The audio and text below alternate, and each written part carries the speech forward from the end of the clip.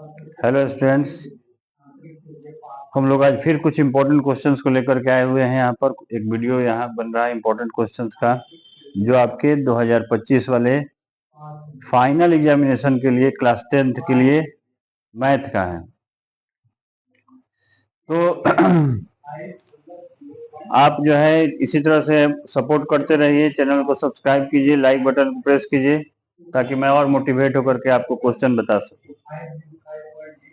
चलिए, ज्यादा समय बर्बाद करना करते हुए हम लोग स्टार्ट करते हैं आज का क्वेश्चन। देखिए, क्वेश्चन है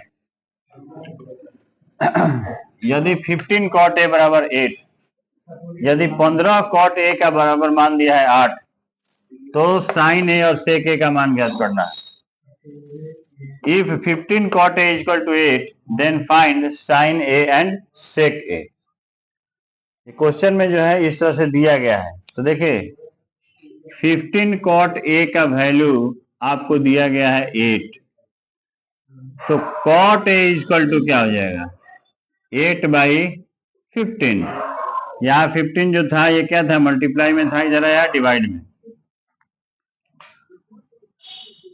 अब cot a का मान आप लोगों को मालूम है, cot इक्वल टू होता है b/p।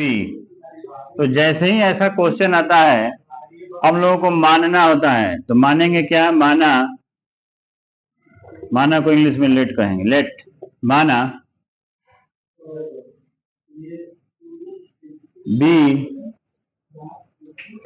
b बराबर 8 के और p बराबर 15 के।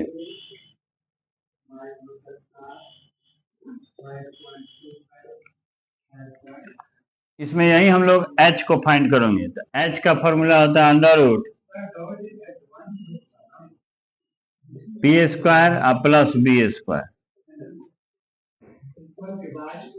देखिए, तो यहाँ 8 का स्क्वायर हो गया 64k² प्लस 225k²। इसको ऐड करेंगे तो 289k² आ जाएगा। और 289 जो है 17 का आपको स्क्वायर है, यानी 289 का स्क्वायर रूट वर्गमूल जो है 17 आ जाएगा, 17 के, और स्क्वायर से स्क्वायर रूट कैंसिल। अब आपके पास तीनों है, बी है, पी है और एच भी है। एच भी हम लोगों ने यहाँ पर फाइंड कर लिया। अब क्वेश्चन जो पूछता है उसके अकॉर्डिंग चलेंगे। तो साइन ए इक्वल टू होता है p/h। तो क्वेश्चन में p कितना है, तो 15 है, और h कितना है 17 के। k से k कैंसिल हो गया, यानी 15/17। ठीक उसी तरह से जब हम लोग निकालेंगे सेक ए का वैल्यू, तो सेक ए इक्वल टू होता है h/b। h का वैल्यू हो जाएगा 17 के और b का वैल्यू हो जाएगा 8 के। k से k कैंसिल हो जाएगा, यानी 17/8। उम्मीद है ये क्वेश्चन आपको समझ में आया होगा। देखिए, क्वेश्चन नंबर 2 जो है आज का, वह क्वेश्चन क्या कहता है, यहाँ पर आपको 2 पॉइंट दिए गए हैं। पहला जो पॉइंट है 2, 3 है, और दूसरा जो पॉइंट है वो 4, 1 है, और इनके बीच की दूरी यानी डिस्टेंस को हम लोग को फाइंड करना है। तो ये जो क्वेश्चन है हमारा आया हुआ है, find the distance point 2 and 3 and 4, 1, यह कोऑर्डिनेट ज्योमेट्री के डिस्टेंस फार्मूला से रिलेटेड क्वेश्चन है, दूरी सूत्र से। तो दूरी यानी डिस्टेंस का फॉर्मूला क्या होता है, दूरी यानी डिस्टेंस का फॉर्मूला क्या होता है, under root x2 minus x1 का whole square plus y2 minus y1 का होल स्क्वायर। अब यहाँ हम लोग को पहले तो ये मालूम होना चाहिए कि x2 x1 है क्या और y2 y1 है क्या।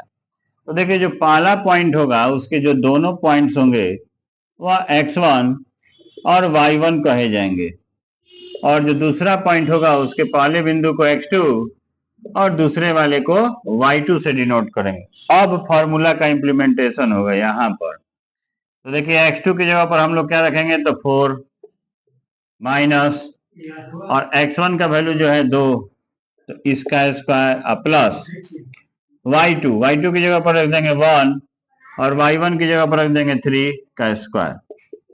सब्ट्रैक्ट कीजिए, 4 में से 2 गया तो 2 का स्क्वायर और 1 में से 3 गया तो -2 का स्क्वायर। 2 का स्क्वायर हो गया 4 और यहाँ यह भी हो गया 4। दोनों वैल्यू को जब ऐड करेंगे तो यह आएगा √8 और 8 को जब फैक्टराइज करेंगे यानी अभाज्य गुणनखंड करेंगे, प्राइम फैक्टराइजेशन करेंगे, तो इसको हम लिख सकते हैं 2 गुने 2 गुने 2। अब यहाँ देखिए दोनों 2 का क्या होगा, पेयर लग जाएगा, बट इस 2 का पेयर नहीं लगेगा तो इसलिए अंदर रहेगा। तो दूरी हमारी जो है वो आ गई 2√2।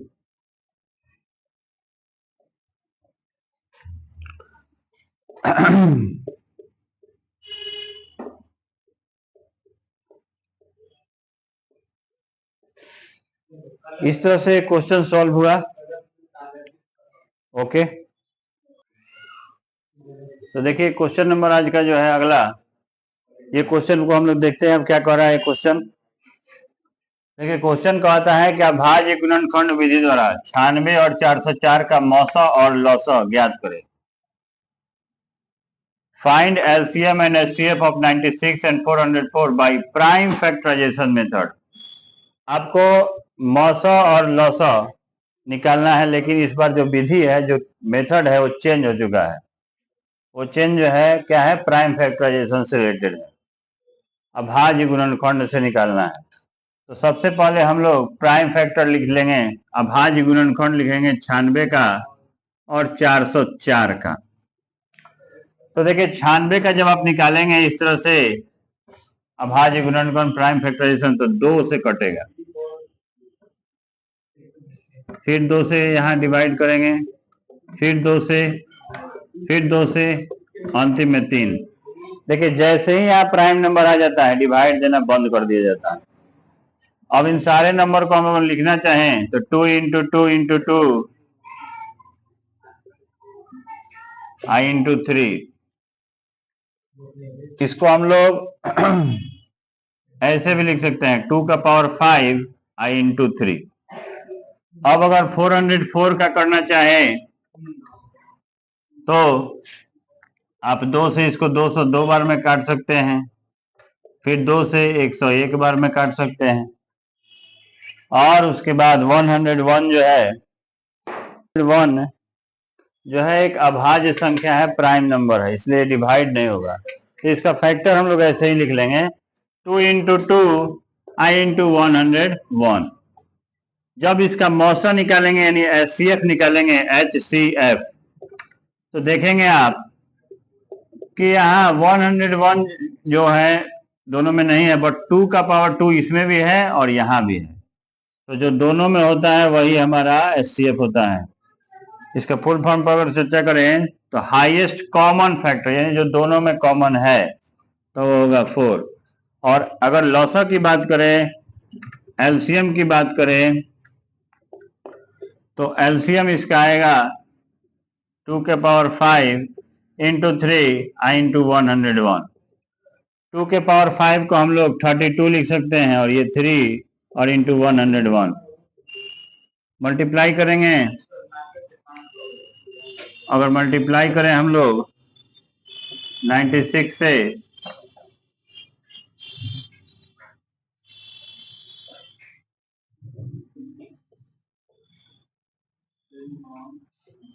तो इसका आंसर आएगा 9696, यानी 9696 इसका एग्जैक्ट आंसर हुआ एलसीएम का, और एचसीएफ का आंसर हुआ 4।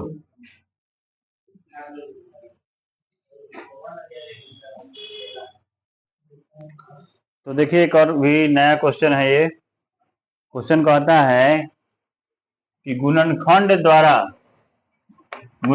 द्वारा समीकरण 2x² माइनस 5x प्लस 3 बराबर 0 का मूल ज्ञात करें। यानी find root for the equation 2x² minus 5x plus 3 equal to 0 by factorization method.